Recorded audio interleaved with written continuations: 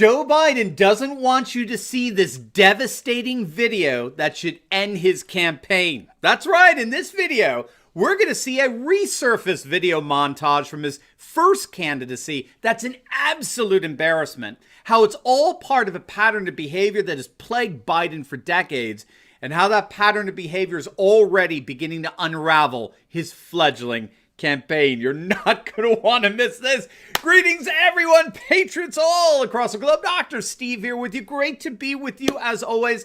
If this is your first time with us and you're looking for some daily encouragement and optimism, as well as analysis to help you make sense of these crazy times, then you have found your oasis in this channel. We analyze current events, analyze some super awesome conservative trends so we can all live in the present in light of even better things to come. So if you haven't already done so, you know what to do. Make sure to smack that bell and subscribe button. It'd be an absolute privilege to have you as a regular part of this channel, where each and every day we together celebrate, yes, the inevitable collapse of left-wing globalism and the unstoppable rise of a new conservative age. Now, I'm also excited to let you know that we do have a big announcement coming this Friday. We've got an awesome new development here on Turley Talks. I'm going to let that anticipation set in here, so I can't wait to share it with you. But mum's the word till tomorrow. Before we check out the resurfaced Biden video together, let's give a huge shout out to the sponsor of this video, and that's the makers of this awesome motion detector ultra bright solar nightlight. Now you can install it anywhere because it's wireless, and you never need to worry about buying batteries because it's solar powered with a high powered battery storage pack. It's equipped with motion detectors. It becomes an entertainment light for the patio and for the barbecue with just the click of a button. And its motion detectors offer effective deterrents against burglars. And best of all, you know, you just don't have to spend a fortune for any of it. If you click on the link below right now, you'll save 52% off as well as free shipping to boot. So what could possibly be better? Do not wait. Click on that link below or visit nightsolarlight.com and bring its light to the dark spaces in your home today. All right, gang, let's dive right in here. There is a fascinating video compilation that's making its way around the internet from the first time that Joe Biden ran for president back in the late 1980s, and it's precisely what the Bernie people were so concerned about. All right, so let me play you portions of this video montage, and then I want to show you precisely why Bernie's people were warning Democrats about this, how Joe Biden's history of lying and plagiarism was going to come back to haunt him big time. Check it out. Democratic presidential candidate Joseph Biden today faces a controversy. 3 weeks ago at a debate at the Iowa State Fair, he used phrases identical to those delivered by British Labour Party leader Neil Kinnock. Biden seemed to be claiming Kinnock's vision and life as his own. Why is it that my wife, who's sitting out there in the audience, is the first in her family to ever go to college?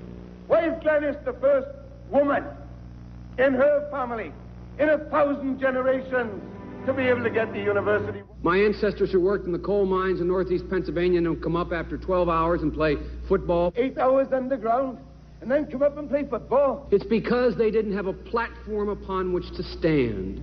There was no platform upon which they could stand. The notion that every thought or notion or idea you'd have to go back and find and attribute to someone, I think is, quite frankly, ludicrous. The problem here is that Senator Biden told his audience he'd just been thinking about these things, and he failed to give any credit at all to his famous British speechwriter. You know, I was thinking on the way over here. Now that's a little too much, because as you point out, what's behind the words? What's there?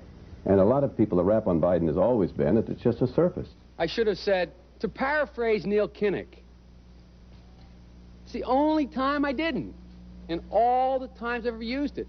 But CBS News found a tape of a second instance.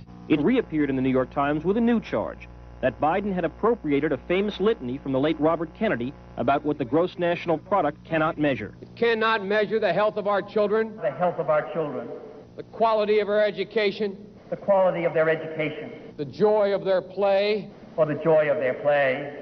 Biden gave Kennedy no credit. He has also quoted or paraphrased John Kennedy, Hubert Humphrey, and British Labour Party leader Neil Kinnock, all without credit. Joseph Biden admitted today that he committed plagiarism when he was in law school. He said it was a mistake, but that it was unintentional. He quoted 5 pages of someone else's work without proper citation. I've done some dumb things. and I'll do dumb things again.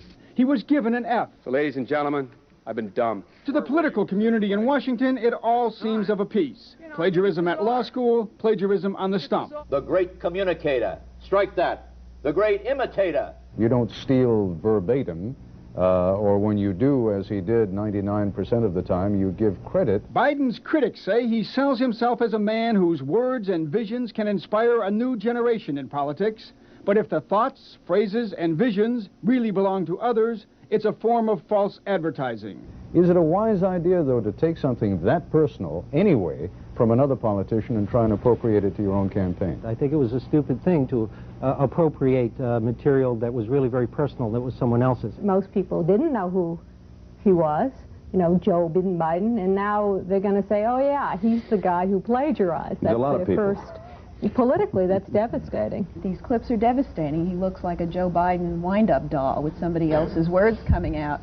If they're going to do things that are stupid as well as immoral, then they're probably too dumb to have the job of president. Voters are going to have to decide whether he was dishonest or dumb. Senator Joseph Biden may have more explaining to do. The new questions stem from taped remarks of Biden during an April campaign appearance in New Hampshire. I went to law school on a full academic scholarship, the only one in my class to have a full academic scholarship. Went back to law school and in fact ended up in the top half of my class. I was the outstanding student in the political science department at the end of my year. I graduated with 3 degrees from undergraduate school and 165 credits, only needed 123 credits. Biden now concedes he did not graduate in the top half of his law school class, that he does not have 3 degrees from college, and that he was not named outstanding political science student in college. Newsweek says Biden actually went to school on a half scholarship, ended up near the bottom of his class, and won only 1 degree, not 3. Joe Biden ranked 76th in a class of 85 at the University of Syracuse Law School. I mean, this guy comes off this whole thing as a flyweight. Now Biden says Newsweek is right.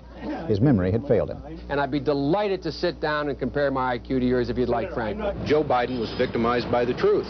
Bye-bye Biden. He may not know it yet, but I think this is going to be very difficult for him to recover. Is Joe Biden dead meat, yes or no? I think so. Bob? It's in terminal condition. Terminal. Eleanor? Yes, unless he comes in third in Iowa. Morton? Dying. I say dead. All right, so it's really pretty stunning stuff if you think about it. And it's frankly a sign, of abject laziness. When all is said and done, Biden simply didn't put in the time to read and to formulate his own thoughts and create his own style and arrangement of ideas. He's just so lazy, he just parroted someone else. And he deliberately presented his parroting as original thought, as rhetoric that was original to himself. And then, when he gets painted into a corner, right? We've certainly seen this of late. When he gets painted into a corner, he just says off-the-wall stuff. He claims to have graduated first in his class. He claims to have gotten 3 degrees, or more recently claims that if you're black and you vote for Trump, then you're not black. This is just a pattern for Biden. And this is precisely what the Bernie bros, the Bernie supporters, were warning Democrats about. All you need to do is check out some of the clips on this video made by Mehdi Hassan on his Twitter feed. Hassan is a pundit for Al Jazeera, an uber Sanders fan, and here's what he tweets out. Forget the gas. What about Biden's lies? My latest The Intercept video essay on how the former Veep gets a pass from Democrats and much of the media for making stuff up and telling brazen falsehoods, but it'll hurt him in the general against Trump. Now, keep in mind, this has been retweeted nearly 6,000 times. That's more than the total number of people tuning in to see Biden's hilarious mock press briefings from his basement of his home, right? It's actually 3 times the audience that Biden is getting. But as we can see, this fellow's absolutely right. This is a pattern with Biden. When he gets confronted and he's, when he's tired and he just doesn't know what to say, which is pretty much always the case now, he just turns around and just says off-the-wall stuff. You ready for some examples?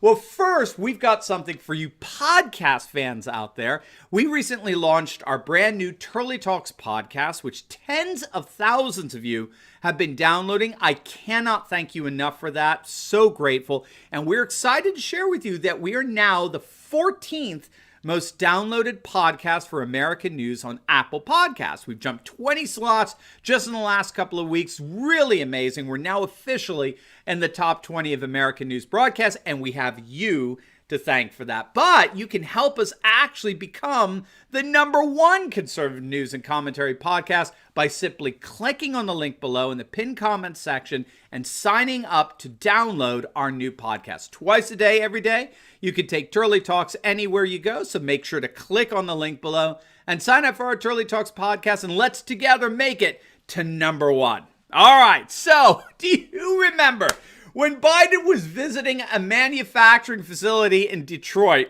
Several of the workers surrounded him to talk about his positions on the political issues of the day, and one of the guys came out and said that Biden was effectively trying to diminish our Second Amendment rights to keep and bear arms, which is a perfectly reasonable assertion given that Joe Biden had just claimed not even a week prior to that Beto O'Rourke, the guy who said, hell yeah, we're going to take away your AR-15s. Yeah, that guy. Biden wants him to head his task force on gun control. So it's a perfectly reasonable assertion. What was Biden's response? Do you remember this? Biden's response to all that was to insult this guy, this voter. He told him that he was full of shit. And then when another one started to talk, he said, hush. He told him to hush. And then he said he fully supported the Second Amendment as he's dripping, in his lips. But not when it comes to AR-14s. No, obviously he meant AR-15s. He clarified that later. But yes, the danger to America is now AR-14s. And then when things didn't go quite Joe's way, he freaking challenged the guy to a fight.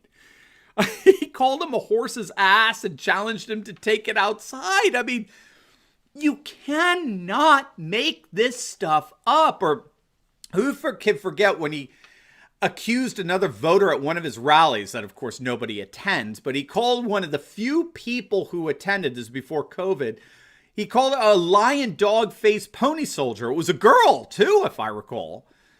With all the artificial hype that the media, the mainstream Marxist media, is trying to prop him up with, we can forget just how extraordinarily weak of a candidate Biden is. We can forget that Biden was a disaster at the Iowa caucus, which itself was a disaster. It took us days to find out which Democrat won. And then a couple of weeks later, he came in an embarrassing 5th place in New Hampshire. He didn't even break 10% of the vote. In the first primary, it was utterly humiliating. No candidate who placed 5th in New Hampshire went on to win the presidency ever. It was only because the establishment was so freaked out about Bernie, right, that they all lined up behind Biden, including Bernie. I mean, how's that for a man of principle, right? Even Sanders like, oh, I'll line up behind him. But this is the devil's bargain that the Democrats and the mainstream Marxist media was playing here. No one who's placed 5th in New Hampshire has gone on to win the presidency. We've never had a third timer go on to win the presidency. We've never had someone run for president 3 times only to go on to win. There's a reason the person lost the first 2 times, and I think we just saw it. We're seeing Biden collapse in the polls.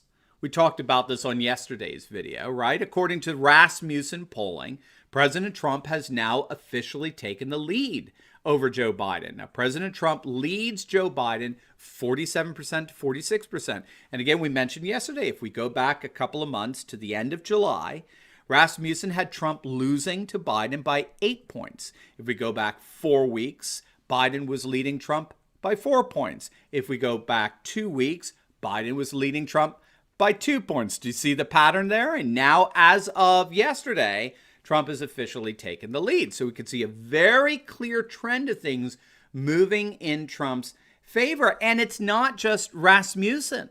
According to the Democracy Institute's polling of 1,500 likely voters, Trump now leads Biden nationally by 3 points, 48 to 45%. And he has a commanding 7-point lead in the so-called battleground states, the swing states.